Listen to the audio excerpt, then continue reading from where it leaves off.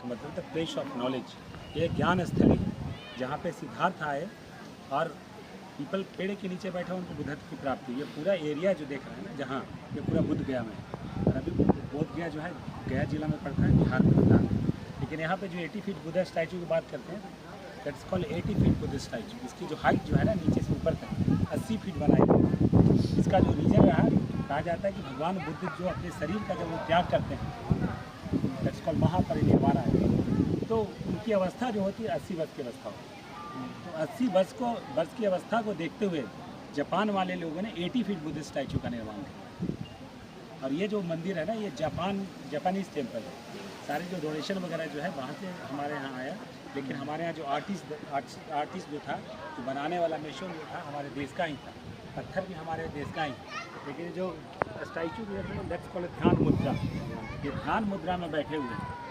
तो इसमें मोस्टली जो स्टोन्स लगा है ना, ये सैंड स्टोन है, जो बलवाही पत्थर हम लोग बोलते हैं ना, तो सैंड स्टोन लगा है। बीच वाली जो है येलो स्टोन लगा है, कि थोड़ी सी टाइल्स वगैरह लगी है। लेकिन दोनों साइड जब आप देखेंगे, both of side they the disciple of Buddha, Buddha के कई ऐसे शिष्य यहाँ पे आपको दिखेंगे।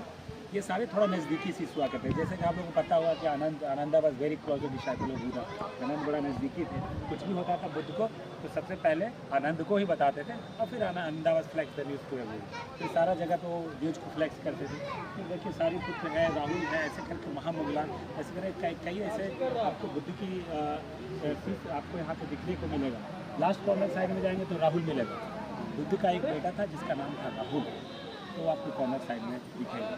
लेकिन कहा जाता है कि आनंद की बात करें तो आनंद जो था हमारे बिहार में वैशाली जानते हैं, वैशाली बुद्ध का जो लास्ट लाइफ जो रहा हमारे बिहार में ही उन्होंने रुका। पहले तो 2600 वर्ष पहले की बात करें तो कहा जाता है वो राज्य था ना हमारे यहाँ, क्योंकि अभी हमारे यहाँ डिफरेंट है। पहले राज्य तंत्र हुआ करता था, तो राजा के बेटे राजा होते थे।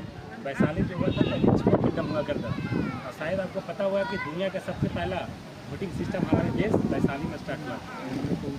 हमारे वैशाली से ही पूरा दुनिया सीखा कि वोट कैसे बढ़ता, प्रथम गणतंत्र वहीं से। कभी होता नहीं था, हमारे ही देश में होता। इसी को उन्होंने कॉपी करके फिर पूरा दुनिया उतारा। तो लास्ट जो बुद्ध का जो लाइफ रहा वो वैशाली में ही रहा।